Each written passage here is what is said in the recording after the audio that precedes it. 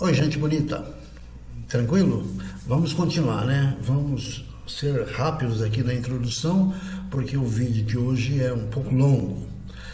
Nós terminamos no vídeo anterior vendo que José foi elevado ao cargo de governador, a pessoa mais importante do Egito, abaixo do faraó, ok?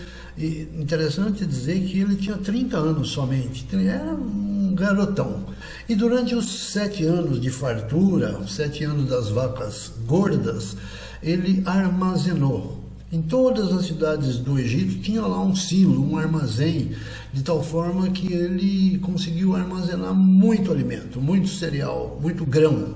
As outras regiões ali perto do Egito tinham fartura também, mas não se preocuparam com guardar. O fato é que nesse período José teve 2 filhos, Manassés e Efraim.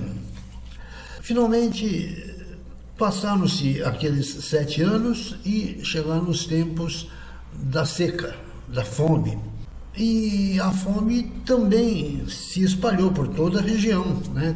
Todo mundo enfrentava o mesmo problema, menos o Egito, que tinha fartura. E os povos da região iam até o Egito para comprar alimentos, para comprar grãos, para se abastecer, porque senão eles morreriam de fome. E entre esses povos que foram para lá, foram também os 10 irmãos de José. Só não foi o Benjamim, que era o irmão verdadeiro dele, né? Irmão de pai e de mãe. Então, os outros todos eram meio-irmãos, só irmãos pela parte do pai. Então, eles foram para lá para comprar alimento. Eles foram falar com quem? Com José, que era o que administrava todas as vendas de cereais ali do Egito. E José imediatamente reconhece os irmãos.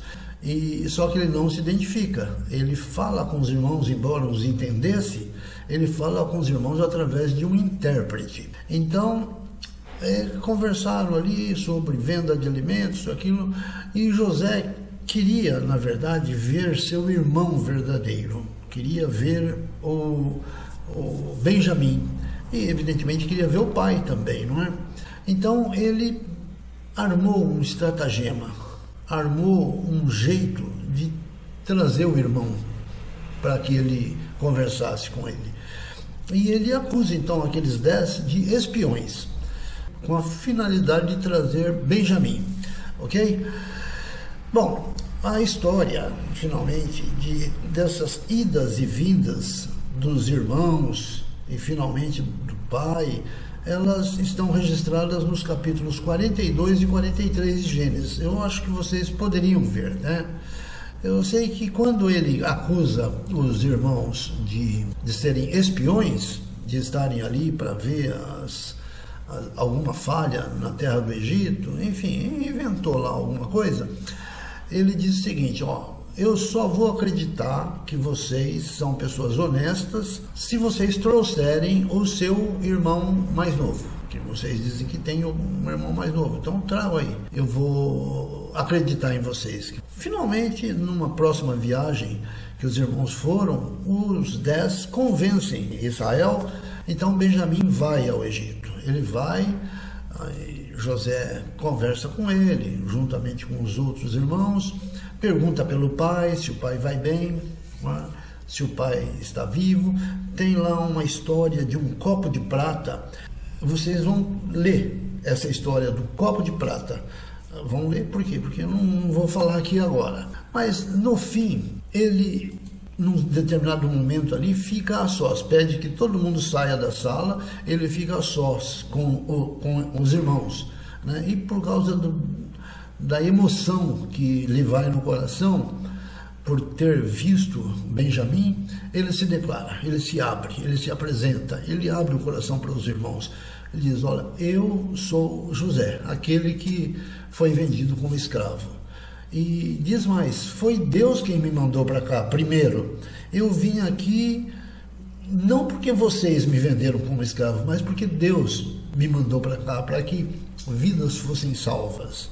Depois ali de muita emoção enfim, depois de que os irmãos ficam surpresos demais por saber que o homem, ele era chamado pelos irmãos de o homem era José. Então, depois dessa história que vocês vão ler aí do copo de prata, Israel, ele é convidado para ir para o Egito. O próprio faraó fala, não, vem para cá. E José fala, vem aqui, meu pai, eu vou deixar você morar aqui perto da gente, no Egito, num lugar muito bonito, muito bacana, de terra muito boa, né? José convida seu pai e toda a sua família, todos os seus parentes, para que fossem para o Egito. E Deus repete a mesma promessa que já havia feito para Abraão, Isaac e próprio Jacó, e Jacó cria coragem e vai para o Egito. Então, desceram junto com ele 70 parentes, né? 70 pessoas. Quando se fala 70, quando a Bíblia fala em 70 pessoas, está falando de 70 homens.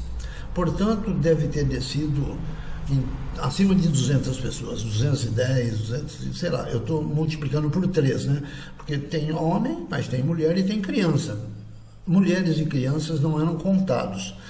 Então, nós estamos pensando aí numa faixa de 210 pessoas que desceram para o Egito junto com Jacó. Jacó desce, é instalado lá numa região chamada Crescente Fértil, uma região banhada pelo rio Nilo, uma região que era muito boa para se plantar, para se criar os animais. E Jacó se instala lá junto com sua família e num certo instante, Israel, perto da morte, ele abençoa os filhos, dá uma bênção para cada filho. E é muito interessante ver a bênção que ele dá para Judá.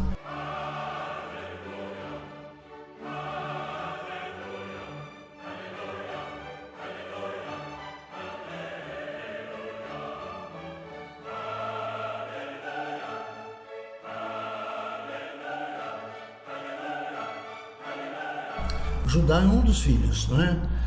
Interessante que Jesus Cristo é conhecido como o leão da tribo de Judá, não é verdade?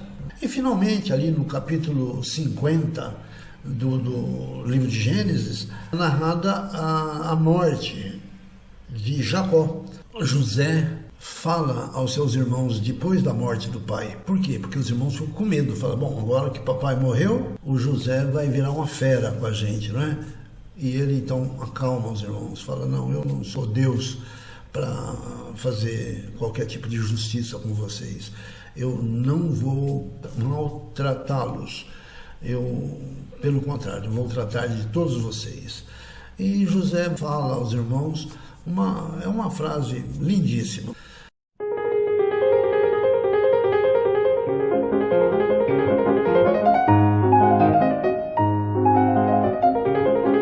Finalmente, José morre e a promessa de Deus de que aquela família se tornaria uma grande nação e Deus iria tirá-la do Egito, depois de um certo tempo.